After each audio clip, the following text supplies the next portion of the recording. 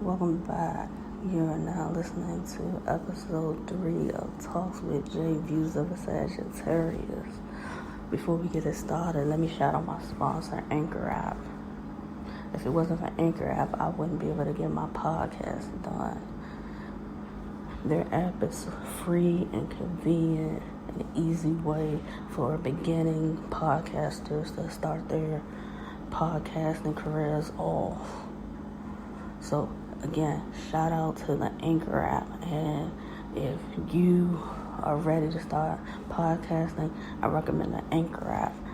Now, enough of that, let's get into the topic.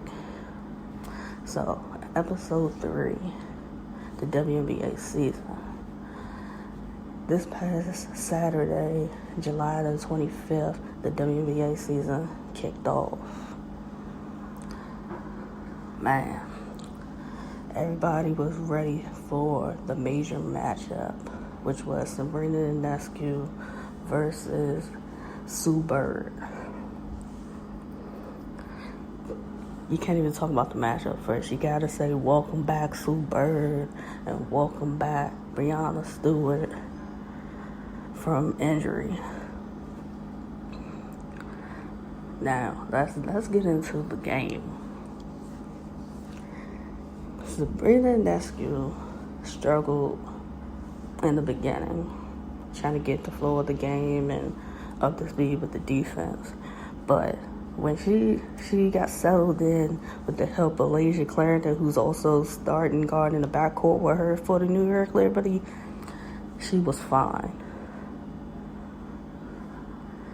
Like, she didn't have the big, spectacular game that everybody expected her to have for a debut. But in my opinion, for her stat line, I was happy. I think she ended up with 12 points, 7 rebounds, and maybe like 6 assists. I think that's pretty good for a WNBA debut, seeing that she has all this hype behind her.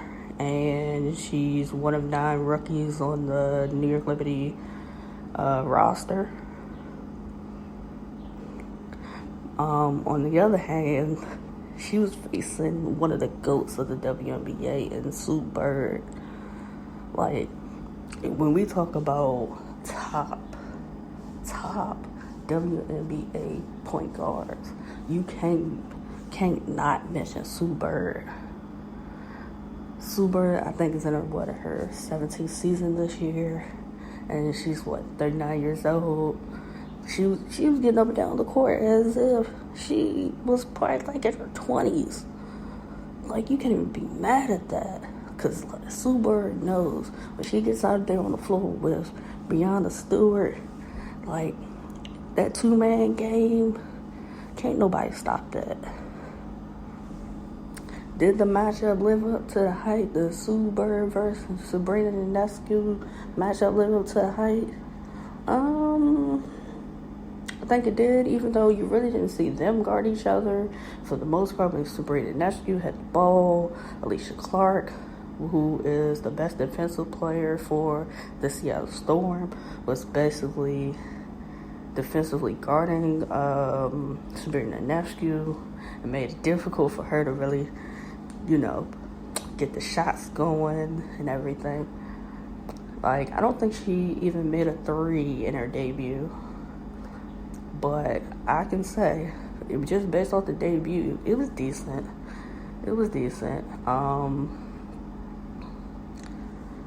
She's definitely has some, Sabrina Ionesco definitely has some things to work on. Defense probably being the biggest adjustment for her. And then probably the next one would be working on how to get her shot off quicker against a lot of these top defensive players in the WNBA, and maybe the physicality a little bit. But she's definitely must-see TV. She's definitely going to lead the New York Liberty in the right direction once they figure it out with all the rookies and everything.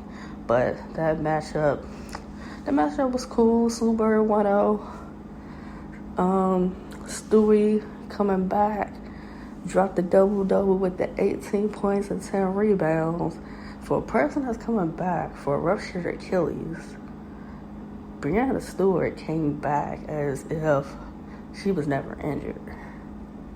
And, like, her movement and everything, it was amazing. That game was good. That was good. That was the first game. Let's see, what was the next game? I think the next game of the opening weekend was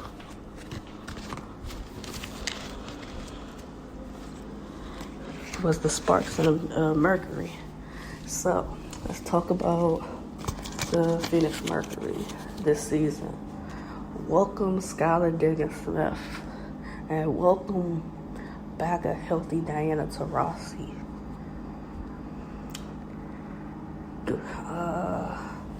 Going against the LA Sparks, a team led by Candace Parker and Neko Bumake and Chelsea Gray. A team that's been together for some years, that the chemistry is there.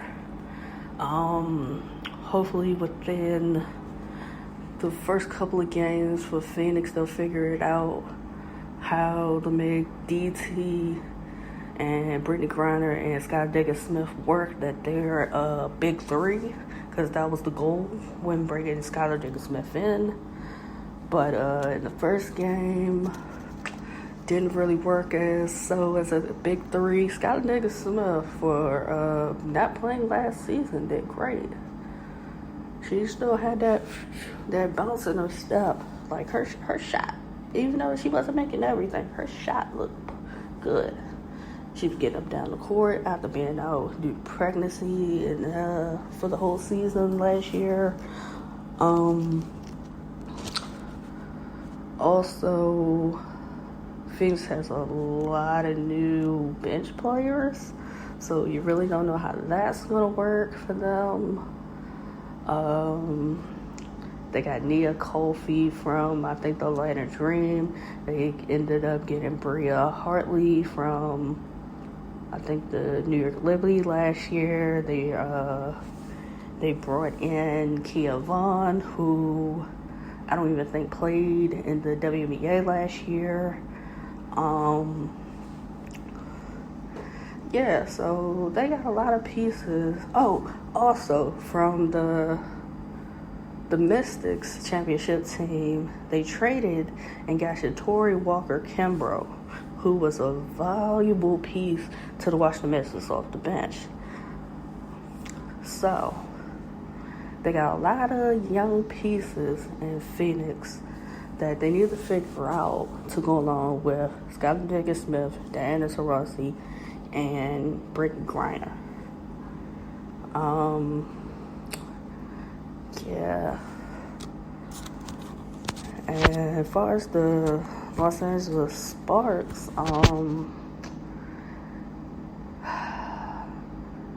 this is year 2 under Derek Fisher. I expect a lot of changes from last year, because it just seemed like Candace Parker and Derek Fisher weren't on the same page after they were swept by the Connecticut Sun, and he took her out the game. Candace Parker was on the bench. She just really didn't look too happy. And then the storylines began with why was she benched? Why was she not put back in the game?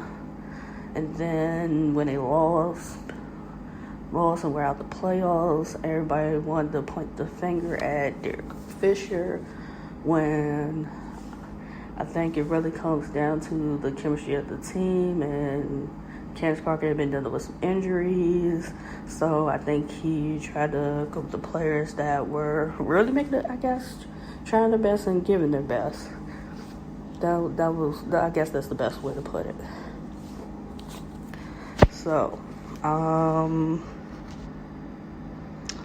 third game of the opening day of the season was the Indiana Fever versus the champions from last year, being the Washington Mystics. Now, the big story around the Washington Mystics this season is Elena Delano not playing due to her medical conditions, and there was a lot of drama around her being able to be medically opting out the season, that the doctors weren't believing that her condition would make a difference with COVID going on. But being the great team and management that Washington Mystics are, they basically told her whether she played or not, they were still going to pay her full salary. So you gotta love that. And also they traded to get Tina Charles, who was also medically opted out the season, and she's not playing this season. So you only bring back a few players from the championship team from last year. So basically this season it's basically up to Lil A and AP. For those who don't know who they are, that's Ariel Atkins and Ariel Powers. It's basically up to them to lead the way. And hopefully somebody who really wasn't playing will also step up, along with some of the new players that the Mystics brought in, like Leilani Mitchell, who comes from the Phoenix Mercury, SS Carson, who I think also came from the Phoenix Mercury last year. They come in along with what's the young lady's name out of South Carolina? Oh, Elena Coates. I think she's coming from the Land of Dream. I think she might have been cut from them, but she's also a new player as far as the team. The Mystics pick, I think the previous year or two, Kiera Leslie, she's now healthy from her knee injury, and she's able to play. So, yeah, the Mystics are looking good, even though you don't have EDD and Tina Charles. So, they were playing against the Indiana Fever, and I know Marianne Stanley, who is now the head coach of the Indiana Fever, who was once one of the assistant coaches on the championship team of the Mystics last season. She's happy to have a great shooter back in Victoria Vivens. Victoria Vivens was out all the last season after, I think, either injuring her Achilles or her knee overseas, which took her out, which didn't help Indiana because they could have used another shooter last year, but they still managed. And also, as far as Indiana, people want to see the Twin Towers being Tierra McCowan and the new rookie and Lauren Cox. So hopefully we'll get to see that. Hopefully Marianne Stanley will figure out how to make that happen.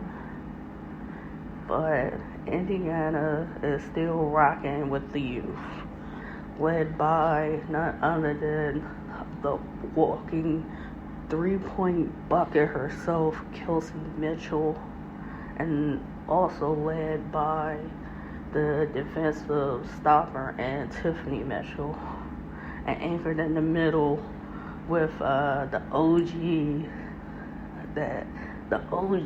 and Candace Dupree and Natalie Achanwa.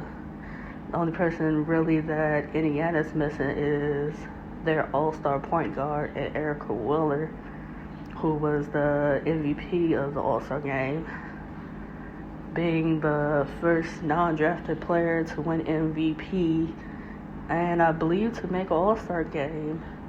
So I'm excited for when she gets to Florida and she gets with all the young players and gets to meet Lauren Cox, and they really get to figuring out the pieces and the lineups. They're gonna be scary, especially if Marianne Stanley really plays the Twin Towers of Lauren Cox and Tierra McCowan together. I think that's just gonna be double trouble.